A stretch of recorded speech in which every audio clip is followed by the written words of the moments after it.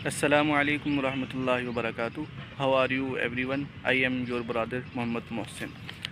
دوستو، آج ہم ایک انتہائی ٹاپک پر گفتگو کرنے چلے ہیں. سابق ایرانی سپریم لیڈر آیت اللہ خامنائی، جو ابھی حالیہ ایران اور امریکہ جنگ میں ٹارگٹ ہوئے.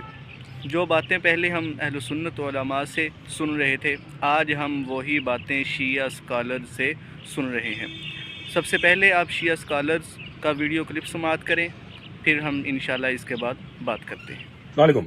میں خامنائی کے تازہ جو چاہنے والے بنے ہیں ان کو جو گزشتہ سمجھ لیں 15 سال خامنائی کا جو کردار تھا شام میں، سیریا میں، وہ یاد دلانا چاہتا ہوں. ذہن میں رکھیے گا کہ سیریا یا شام، اس میں جو شیعہ اثنا عشری آبادی ہے وہ 1% بھی نہیں ہے. کتنی؟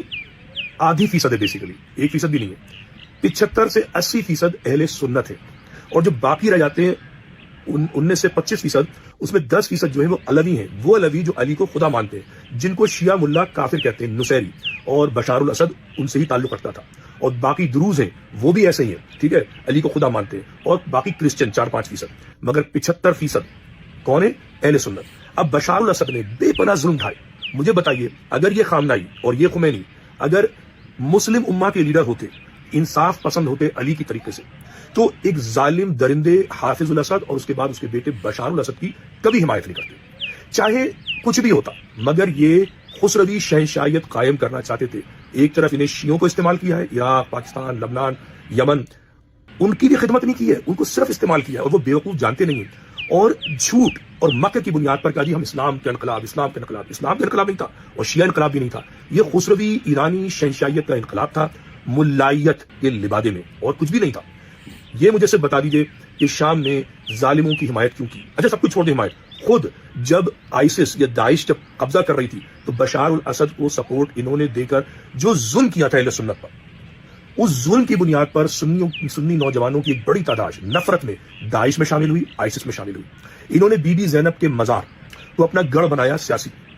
تاریخ پڑھ لیجئے کہ جو وہ تھے صفوی جو تھے، جب انہوں نے عراق پہ قبضہ کیا ہے تو امام ابو حنیفہ کے مزار کو توڑ دیا تھا، جلا دیا تھا. ایسے ہی غوث الاعظم جو ہے کیا کہتے ہیں عبد القادر جیلانی، ان کے مزار کو توڑ دیا تھا، منہدم کر دیا تھا. اس خلافت عثمانیہ نے بعد میں بنایا جب انہوں نے قبضہ کیا. یہی حرکتیں شام میں ہو سکتی تھیں، مگر داعش کا جو نیا چہرہ آیا ہے، جو ابھی جو نیا صدر بنا ہوا ہے، وہ داعش کا آدمی ہے.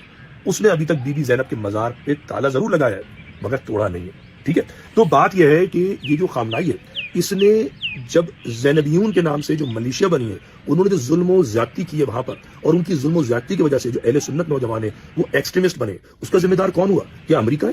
امریکہ نے پیسے ضرور دیے ہوں گے. امریکہ ہر جگہ آگ لگاتا ہے اپنے مفاد میں، ان کا اپنا مفاد ہے، چاہے آپ کو برا لگے اچھا لگے. مگر داعش، آئیسس اور یہ جو سپاہی صحابہ، یہ کبھی نہیں بنتی اگر ایران کے ملا شیعوں کو استعمال نہیں کرتے. اگر یہ اسلامی انقلاب کے واقعی ہوتے تو مولانا مودودی اور جو اخوان المسلمون ہے، جس طریقے سے انہوں نے حماس سے ارینجمنٹ کی ہے، پاکستان میں بھی ارینجمنٹ کرتے، عراق میں بھی کرتے، شام میں بھی کرتے، سنیوں کے ساتھ مل کر شام میں حکومت بناتے. مگر شام میں انہوں نے سنیوں کا بیڑا غرق کیا. مگر نادان لوگ ہیں. میں یہ بات اس لیے کہہ رہا ہوں کہ میں تو پکا شیعہ ہوں، مگر میں ایک ایسا شیعہ ہوں کہ جو اہل سنت کا احترام کرتا ہے. میں ماتمی شیعہ ہوں، زنجیر زنی کرنے والا شیعہ ہوں، مگر میں جو سنیوں کے شاعر ہیں ان کے احترام کا قائل ہوں. میں اتحاد بین المسلمین جو ہے اس طریقے سے قائل ہوں جیسے مولا علی اسلام کا اتحاد چاہتے تھے. آگے بات سمجھ میں؟ یہ ملائیت جو ہے یہ اسلام کے اندر اتحاد کی بات نہیں کرتے، یہ مفادات کی بات کرتے ہیں، ایرانی مفادات. جی ہاں ناظرین، سکرین پر آپ نے ویڈیو کلپ دیکھا شیعہ کمیونٹی سے تعلق رکھنے والے اینکر پرسن ندیم رضوی کا. یہ وہی باتیں کر رہے ہیں جو آج سے پہلے اہل سنت علماء کرتے رہے ہیں. مختلف علماء اہل سنت کے ساتھ ساتھ جامعۃ الرشید کراچی کی ایک ویڈیو سامنے آئی، تک کہا کہ 1979 انقلاب کے بعد ایران نے امریکہ کے ساتھ 10 مرتبہ اتحاد کیا، 10 مرتبہ، اور ایسے مواقع بھی آئے کہ خاموش رہ کر اسرائیل کی حمایت بھی کی. اب آپ حضرات کمنٹ میں بتائیں کہ جو باتیں پہلے اہل سنت علماء کرتے تھے اب شیعہ اسکالرز بھی کر رہے ہیں، کیا آپ متفق ہیں یا آپ کو کوئی اختلاف ہے؟ اگر آپ کو کوئی اختلاف ہے تو آپ لوگ کمنٹ میں ہمیں ضرور آگاہ کریں. دوستو، ملتے ہیں اگلی ویڈیو میں، تب تک کے لیے اللہ حافظ.